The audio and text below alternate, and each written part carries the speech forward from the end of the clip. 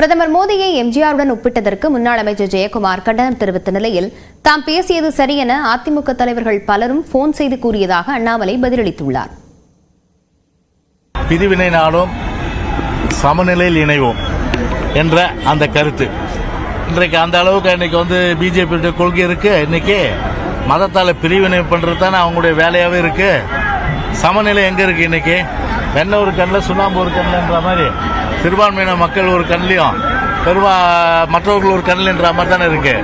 அதில் இதை எந்த நிலையிலும் அவரோட ஒப்பிடவே முடியாது. மடுவுக்கும் மலைக்கும் உள்ள வித்தியாசம், மடு எங்க மலை எங்க, மடுவுக்கும் மலைக்கும் உள்ள வித்தியாசமாகத்தான் மோடி எம்ஜிஆர் பார்க்க முடியும். ஆனா இன்னைக்கு அதிமுக இருக்கக்கூடிய தலைவர்கள் காலையிலிருந்து என்னுடைய அலைபேசிக்கு அழைத்து பேசினார்கள். இன்னைக்கு இருக்கக்கூடிய பெரிய தலைவர்கள் எத்தனையோ பேர் வாட்ஸ்அப்ல எனக்கு மெசேஜ் போட்டிருக்காங்க.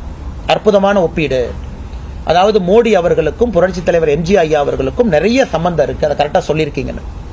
அதனால எல்லோருமே ஏற்றுக்கொள்ளணும் அவசியம் இல்லைங்கண்ணா. நம்ம ஒரு கருத்தை சொல்லும் பொழுது இன்னைக்கு இருக்கிறவங்க சொல்றாங்க. அதனால எல்லோருமே ஏற்றுக்கொள்ள வேண்டும் அவசியம் இல்லைங்கண்ணா. சில பேர் அதை ஏற்றுக்காம இருப்பாங்க, அவங்களுடைய தனிப்பட்ட கருத்து விருப்பம்.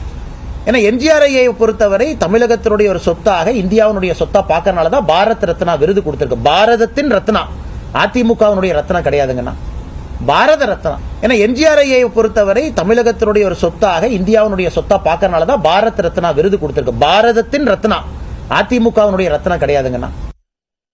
மதுரை அருகே டங்ஸ்டன் சுரங்கம் அமைக்க திட்டமிடப்பட்டிருக்கும் இடத்தை மறு ஆய்வு செய்ய உள்ளதாக மத்திய அரசு தெரிவித்துள்ளது. அதே சமயம் அரிட்டாப்பட்டி, மீனாட்சிபுரம் தவிர்த்து சுமார் 1500 ஹெக்டரில் இத்திட்டம் நடைமுறைப்படுத்தப்படும் என மத்திய அரசு தெளிவுபடுத்தியிருப்பதாக எம்பி சு வெங்கடேசன் விவரித்துள்ளார். மத்திய பத்திரிகை தகவல் அலுவலகம் வெளியிட்ட செய்தியில் 2000 ஹெக்டேர் பரப்பு கொண்ட நாயக்கர்பட்டி டங்ஸ்டன் சுரங்கத்தை மத்திய அரசு ஏலம் விடுவது தொடர்பாக தமிழக அரசுக்கு 2023ஆம் ஆண்டு செப்டம்பர் 15ஆம் தேதி கடிதம் மூலமாக தெரிவிக்கப்பட்டதாகவும் தமிழ்நாடு அரசு கோரிய ஐயங்களுக்கு விளக்கம் அளிக்கப்பட்டதாகவும் தெரிவிக்கப்பட்டுள்ளது. மேலும் நாயக்கர்பட்டி உள்பட ஏலத்திற்கு விட திட்டமிடப்பட்ட 3 சுரங்க இடங்களின் விவரங்களை மத்திய அரசு கோரிய நிலையில் அதை தமிழக அரசு கொடுத்ததாகவும் தெரிவிக்கப்பட்டுள்ளது. ஆனால் அதில் 193 ஹெக்டேர் பரப்பிலான பகுதியில் பல்லுயிர் பரவல் பகுதி இருப்பதாக தமிழ்நாடு அரசு கூறியிருந்தாலும் ஏலத்திற்கு விடுவதற்கு எதிர்ப்பு தெரிவிக்கப்படவில்லை என்றும் கூறப்பட்டுள்ளது. இந்நிலையில் 2024 நவம்பர் 7ஆம் தேதி இந்துஸ்தான் ஜிங்க் நிறுவனத்திற்கு ஏலம் விடப்பட்டதாகவும் அதுவரை நிறுத்தி வைக்க கோரி தமிழ்நாடு அரசிடமிருந்து எந்த தகவலும் வரவில்லை என்றும் கூறப்பட்டுள்ளது. ஏலம் விடுவதுடன் மத்திய அரசின் பணிகள் முடிந்து விடுவதாகவும் ஒப்புதல் கடிதம், சுரங்க ஒப்பந்தம் போன்றவை மாநில அரசாலே வழங்கப்படுவதாகவும் மத்திய அரசு தெரிவித்துள்ளது. இதனிடையே பல்லுயிர் பரவல் பகுதி மற்றும் பாரம்பரிய சின்னங்கள் உள்ள இடமாக இருப்பதால் அவற்றை பாதுகாக்க பல்வேறு கோரிக்கைகள் வந்திருக்கக்கூடிய நிலையில் அந்த குறிப்பிட்ட 193 ஹெக்டேரில் சுரங்கம் அமைக்கப்படாது என்று மத்திய அரசு கூறியுள்ளது.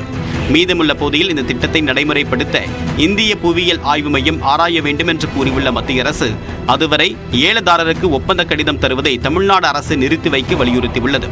மத்திய அரசின் இந்த அறிவிப்புக்கு பாஜக மாநில தலைவர் அண்ணாமலை நன்றி தெரிவித்துள்ளார்.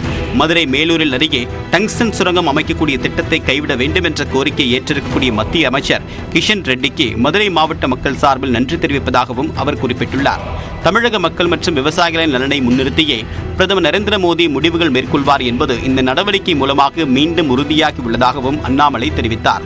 அதே சமயம் அரிட்டாப்பட்டி, மீனாட்சிபுரம் கிராமங்களில் உள்ள சுமார் 193.215 ஹெக்டேர் நிலப்பகுதியில் மட்டும்தான் சுரங்கப்பணி நடக்காது என்று மத்திய அரசு கூறியிருப்பதாக எம்பி சு வெங்கடேசன் விவரித்துள்ளார்.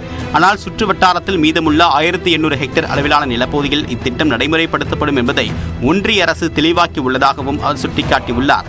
இதனால் தமிழக சட்டமன்றத்தில் நிறைவேற்றிய தீர்மானத்தின்படி அரிட்டாப்பட்டி டங்ஸ்டன் சுரங்கத்தை மொத்தமாக கைவிட வேண்டும் என்றும் அதுவரை மக்கள் போராட்டம் தொடரும் என்றும் சு வெங்கடேசன் குறிப்பிட்டுள்ளார்.